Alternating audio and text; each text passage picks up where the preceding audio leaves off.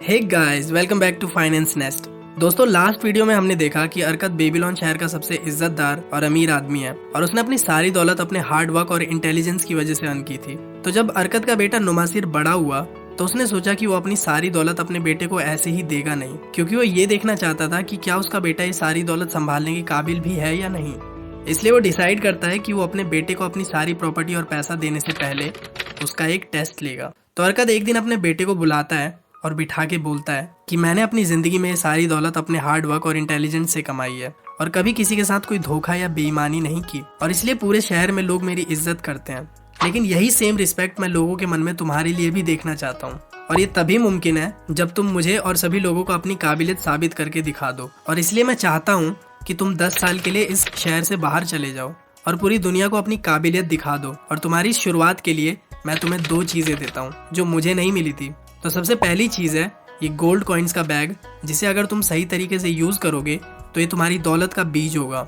और दूसरी चीज है ये 5 लेटर्स, जिसमें मैंने अमीर बनने के 5 गोल्डन रूल्स लिखे हैं।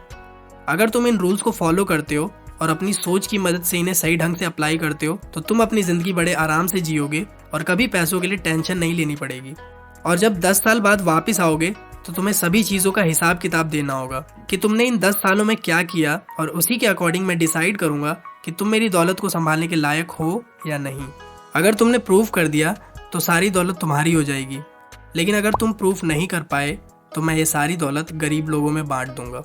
इसके बाद अरकत का बेटा नुमासिर अपने पिता के दिए हुए गोल्ड कॉइन्स का बैग और वो 5 लेटर्स दोनों चीजें संभाल के रख लेता है और वहां से जाने के लिए निकल जाता है। जाने से पहले उसकी माँ उसकी सेफ्टी के लिए 2 घोड़े और एक गुलाम देती है और फिर वो वहां से चला जाता है। फिर 10 साल बीत जाने पर नुमासिर अपने घर वापस आता है तो देखता है कि उसके पिता काफी बूढ़े हो गए हैं, लेकिन अपने बेटे को वापस आता देख अरकत बहुत खुश होता है और इसी खुशी में वो सारे रिश्तेदारों को खाने पर बुलाता है। फिर खाना खाने के बाद अरकत और उसकी वाइफ अपने बेटे को खड़ा करते हैं और पूछते हैं कि इन 10 सालों में उसने क्या किया और इतने टाइम तक कहाँ रहा। तो इस पर नुमासिर उन्हें बताता है कि अब मेरी शादी हो चुकी है और मेरे 2 बच्चे भी हैं। फिर आगे नुमासिर बोलता है कि पिताजी, मैं आपकी बुद्धिमानी को सलाम करता हूँ। 10 साल पहले मेरे पास कुछ भी नहीं था और एक अच्छे पिता होने के नाते आपने मुझे एक सोने के सिक्कों का बैग दिया और 5 लेटर दिए जिनकी कीमत मुझे बाद में पता चली, और इसलिए जब मैं घर से बाहर गया तो वो सोने के सिक्कों का बैग मेरे हाथ से इतनी जल्दी गायब हो गया जैसे किसी बच्चे के हाथ से खरगोश, क्योंकि उसे पता नहीं होता कि उसे कैसे संभाल के रखना है। तो इस बात पर उसके पिताजी हंसने लगे। आगे नुमासिर बोलता है कि सबसे पहले मैं निनेवे नाम के एक शहर में गया, क्योंकि वो शहर काफी तेजी से आबाद हो रहा था तो मुझे लगा वहाँ पैसे कमाने की अच्छी अपॉर्चुनिटीज मिलेगी। उस शहर में जाने के बाद मुझे 2 लोग मिले जो काफी फ्रेंडली नेचर के थे। उनमें से मुझे एक आदमी ने बताया कि इस शहर में एक आदमी है जिसके पास एक घोड़ा है जो हर हफ्ते एक घोड़े की रेस लगाता है, और जो उसके घोड़ों को रेस में हरा देता है वो उसे एक भारी इनाम देता है। इसके बाद वो दूसरा आदमी बोलता है कि मेरे पास एक अरबी घोड़ा है जो बहुत तेज भागता है और मेरा घोड़ा उसके घोड़े को रेस में आसानी से हरा सकता है, क्योंकि मैंने सुना है कि उसके पास एक मामूली सा घोड़ा है जो ज़्यादा तेज नहीं भागता, लेकिन मेरे पास रेस में लगाने के लिए पैसे नहीं है।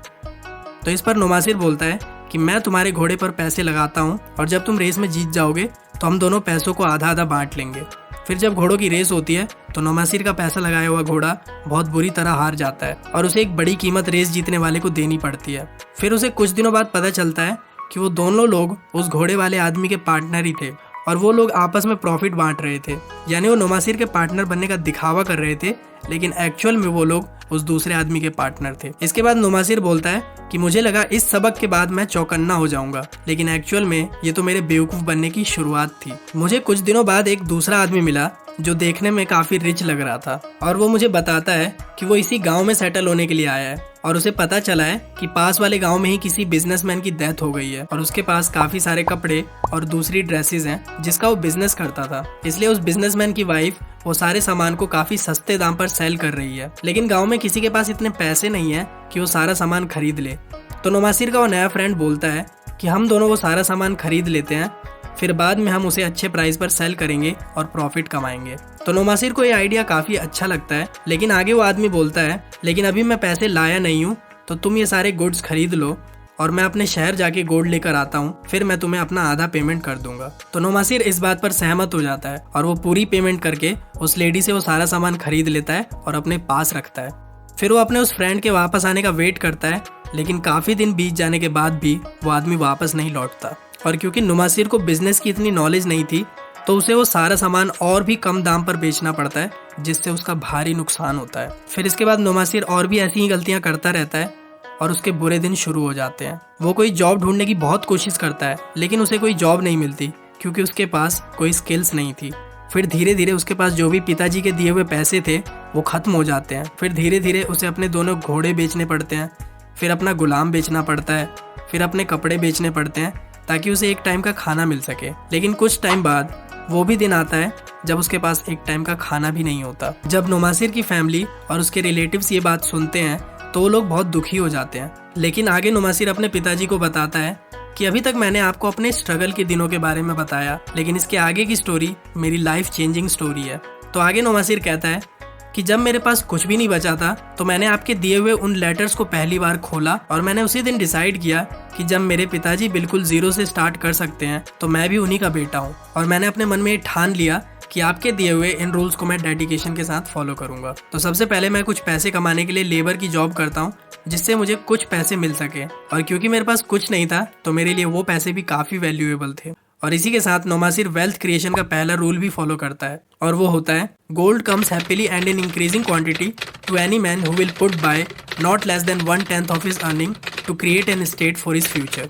तो इसका सिंपल मीनिंग ये है कि अपनी इनकम का एग्जैक्ट 10% जो भी इंसान अपनी फ्यूचर वेल्थ क्रिएशन में इन्वेस्ट करता है उसके पास पैसा हमेशा खुशी खुशी आता रहता है। और इसके बारे में हमने डिटेल में अपनी लास्ट वीडियो यानी पार्ट 1 में समझ लिया है, तो आप यहाँ से उसे देख सकते हो। तो दूसरा रूल है gold stage for the protection of its cautious owner who invest it under the advice of man wise in its handling. तो इसका मतलब है कि पैसा सिर्फ उन्हीं लोगों के पास टिकता है जो किसी एक्सपर्ट की गाइडेंस में उसे इन्वेस्ट करते हैं। क्योंकि जब कोई बिगिनर इन्वेस्टिंग की दुनिया में अपना पहला कदम रखता है तो उसके पास इन्वेस्टमेंट के काफ़ी सारे ऑप्शंस होते हैं, जैसे crypto currency, stock market, NFT, mutual funds, PPF या यूलिप।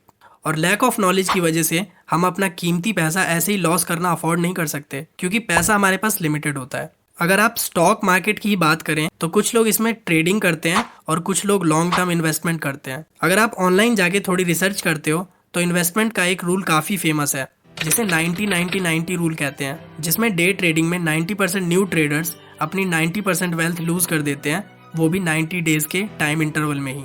और ये सब वेल्थ क्रिएशन के सेकंड रूल को फॉलो ना करने की वजह से होता है। तो मैं न्यू इन्वेस्टर्स को यही एडवाइस देना चाहूंगा कि जल्दबाजी या किसी के कहने पर अपनी मेहनत से कमाया हुआ पैसा इन्वेस्ट नहीं करना चाहिए। इसके लिए आपको पहले उसके बारे में एक अच्छी रिसर्च करने की जरूरत है या किसी एक्सपर्ट से एडवाइस लेनी चाहिए। और शुरुआती दिनों में ऐसे इन्वेस्टमेंट करने चाहिए जिसमें रिस्क बिल्कुल लो हो या ना हो, क्योंकि शुरुआत में आपको अपनी पकड़ मजबूत करने की जरूरत है। फिर आपकी इन्वेस्टमेंट तो वैसे भी कंपाउंडिंग की हेल्प से बाद में फास्ट ग्रो करेगी ही। तो हमारा मेन फोकस होना चाहिए लॉन्ग टर्म तक मार्केट में टिकी रहना, जैसे टेस्ट मैच में प्लेयर्स करते हैं, ना कि T20 प्लेयर्स की तरह खेलना।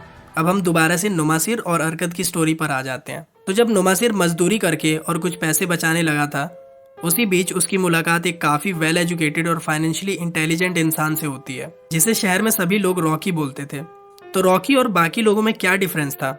डिफरेंस ये था कि रॉकी नुमासिर को डायरेक्ट इन्वेस्ट करने की टिप नहीं दे रहा था, बल्कि वो उसे बिजनेस के टाइमलेस प्रिंसिपल सिखा रहा था। तो नुमासिर जो भी सेविंग करता था उसे रॉकी के बताए प्रिंसिपल्स के अकॉर्डिंग इन्वेस्ट कर देता था और अब उसे थोड़ा बहुत ही सही प्रॉफिट भी होने लगा था, लेकिन अब उसका हौसला काफी बुलंद हो चुका था। फिर थर्ड रूल है gold labours carefully and hardly for its wise owner who finds for it profitable employment multiplying even as the flocks of the field. इसका मतलब हुआ कि पैसा अपने इंटेलिजेंट मालिक के लिए हमेशा ध्यान से और पूरे दिल से मेहनत करता है। अगर वो मालिक उन पैसों को किसी अच्छी और प्रॉफिटेबल जगह पर काम पे लगाए, फिर उस पैसे से उसके बच्चे पैदा होते हैं, यानी पैसे से और पैसा आता है, जिसे हम पावर ऑफ कंपाउंडिंग भी कहते हैं, जिसमें अगर आप एक छोटा अमाउंट भी इन्वेस्ट करते हो तो शुरू में भले ही वो धीरे धीरे ग्रो करे, लेकिन लॉन्ग टर्म में आप एक अच्छी वेल्थ क्रिएट कर सकते हो। इसका एक छोटा सा एग्जाम्पल देखते हैं।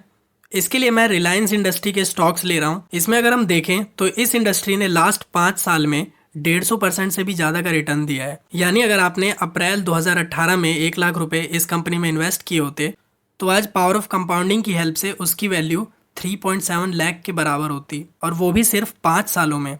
लेकिन ये रिटर्न सिर्फ उन्हीं इन्वेस्टर्स को मिलता जिन्हें अपने इन्वेस्टमेंट्स में बिलीव होता, और वो लॉन्ग टर्म के लिए स्टॉक्स को होल्ड करते। जैसे कि अगर एक न्यू इन्वेस्टर इसमें अप्रैल 2018 में इन्वेस्ट करता तो आप देख सकते हो कि मार्च 2020 में स्टॉक्स में एक बड़ा ब्रेकडाउन देखने को मिलता है और वो इन्वेस्टर इस डर से कि स्टॉक्स की वैल्यू और ना गिर जाए अपने स्टॉक्स की होल्डिंग्स को सेल आउट कर देता। इस केस में वो इन्वेस्टर फिर भी एक छोटे मार्जिन से प्रॉफिट में रहता क्योंकि स्टॉक्स में रिस्क काफी लो है, लेकिन ऐसे बहुत सारे केस है जिसमें उसे मैक्सिमम लॉस भी हो सकता था। दोस्तों मैंने ये स्टॉक सिर्फ एग्जाम्पल के लिए दिखाया है। इन्वेस्टमेंट करने के लिए आपको अपने आप रिसर्च करने की जरूरत है और अपने पैसों को हार्डवर्क करने के लिए प्रॉफिटेबल इन्वेस्टमेंट्स की, और फिर आपको एक लॉन्ग टर्म इन्वेस्टर के माइंडसेट के साथ इन्वेस्ट करना होगा, क्योंकि शॉर्टकट लेने से क्या होता है यह भी हम नेक्स्ट रूल में समझेंगे। तो चौथा रूल है, gold slips away from the man who invest in it business or purposes with which he is not familiar with or which are not approved by those skilled in its keep।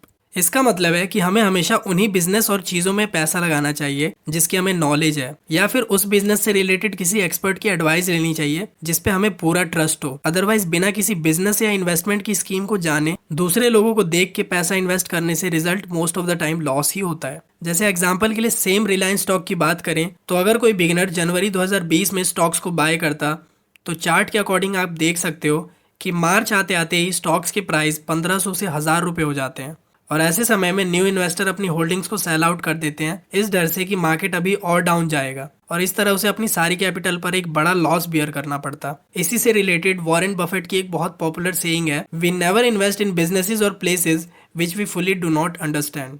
क्योंकि lifetime में आपको ऐसे बहुत सारे chances मिलेंगे जिसमें सभी लोग इन्वेस्ट कर रहे हैं लेकिन आपको उसकी बिल्कुल नॉलेज नहीं है, तो ऐसे टाइम में आपको उन इन्वेस्टमेंट्स को समझना चाहिए और फिर उसमें इन्वेस्ट करना चाहिए। फिर पांचवा रूल है, gold flees the man who would force it to impossible earnings और who follows the seductive advice of tricksters and scammers और who trust it to his own inexperience and romantic desires in investment। अब दोस्तों इसका मतलब है कि जो लोग अपने इन्वेस्टमेंट से एक्स्ट्रा ऑर्डिनरी रिटर्न्स एक्सपेक्ट करते हैं, जैसे 1000 रुपये लगा के 1 लाख रुपए, वो भी 1 मंथ में, या 21 दिन में पैसा डबल, तो ऐसे लोगों के पास जो पैसा होता है वो भी चला जाता है। और अक्सर ऐसा फ्रॉड इन्फ्लुएंसर्स और स्कैमर्स करते हैं जो आपको बड़ा रिजल्ट्स दिखा के एक बड़ा प्रॉफिट दिलाने का वादा करते हैं और लालच में आके आप भी उनकी बात मान के अपना सारा पैसा उनके कहने पर इन्वेस्ट कर देते हैं। लेकिन दोस्तों वॉरेन बफेट और पर्सनली मैं भी फॉरेक्स ट्रेडिंग, डे ट्रेडिंग और फॉर्चून एंड ऑप्शंस को वेपन्स ऑफ डिस्ट्रक्शंस मानते हैं, क्योंकि यहाँ जितने लोग पैसा कमाते हैं उससे कई ज़्यादा लोग अपना सब कुछ गंवा देते हैं। और इसलिए मैं ऐसी वीडियोस बनाते रहता हूँ ताकि इससे आपको सही और गलत का पता चल सके और आप अपने फैमिली मेंबर्स के साथ शेयर कर सको जो ऐसी स्कीम्स में अपना पैसा लूज कर देते हैं। लेकिन दोस्तों एक अच्छी बात यह है कि आप चाहे लाइफ में कितनी भी गलतियां करो, आप हमेशा एक कमबैक कर सकते हो और अपनी वेल्थ दोबारा क्रिएट कर सकते हो। इसी तरह नुमासिर ने भी अपनी गलतियों से सीखा और उसे इन 5 गोल्डन रूल्स की वैल्यू समझ आई, और उसने जो थोड़े बहुत पैसे अर्न किए थे भले ही मजदूरी करके, उसे सही तरीके से इन्वेस्ट करना स्टार्ट किया। और फिर वो अपने पिताजी से कहता है कि अगर आप मुझे वो 5 गोल्डन रूल्स नहीं देते तो आपके दिए हुए गोल्ड कॉइन्स का बैग तो क्या, मैं आपकी पूरी दौलत भी बर्बाद कर देता। और फिर उसके बाद नुमासिर अपने गुलाम को बुलाता है जो अपने साथ 6 बैग्स लेके आता है। फिर उसमें से एक बैग खोलकर नुमासिर बोलता है कि आपने मुझे 1 गोल्ड कॉइन्स का बैग दिया था, मैं उसके बदले आपके लिए ये बड़ा बैग लेके आया हूँ। और आपने मुझे जो 5 लेटर्स दिए थे जिसमें 5 गोल्डन रूल्स थे, उनकी कीमत मैं कभी जिंदगी में नहीं चुका सकता, लेकिन मैं उसके बदले आपके लिए 5 और बैग्स लेके आया हूँ जो मैंने अपनी मेहनत से कमाए हैं। और अब आप अगर मुझे अपनी दौलत नहीं भी देते हो तो भी मुझे कोई गम नहीं, क्योंकि मैं अपनी वेल्थ खुद क्रिएट कर सकता हूँ। और भले ही लोग मुझसे मेरा सारा पैसा छीन लें, मेरा घर छीन लें, लेकिन वो मुझसे मेरी नॉलेज कभी नहीं छीन सकते। और ये बात सुनकर अरकत को अपने बेटे पर बहुत प्राउड हुआ और उसने कहा कि आज तुमने साबित कर दिया कि तुम मेरे ही बेटे हो और इस पूरी दौलत के असली हकदार। तो दोस्तों अगर आप भी अपनी लाइफ में पैसे अर्न करने के लिए स्ट्रगल कर रहे हो तो आपको भी अपनी इंट्रिंसिक वैल्यू बढ़ाने की जरूरत है, यानी आपको भी ऐसे टाइमलेस प्रिंसिपल सीखने होंगे। इससे होगा ये कि आप जो भी चाहते हो वो चीज़ आपके पास अपने आप चल कर आएगी। तो दोस्तों आज के लिए बस इतना ही। नेक्स्ट वीडियो में मैं इससे भी ज़्यादा इनक्रेडिबल टॉपिक के ऊपर डिस्कस करूंगा। मुझे कमेंट्स में ज़रूर बताना कि आप अपने अमीर बनने की जर्नी में किस स्टेज पे हैं और क्या स्ट्रेटेजी फॉलो कर रहे हैं। आगे हम नेक्स्ट वीडियो में दोबारा मिलेंगे, तब तक के लिए गुड बाय।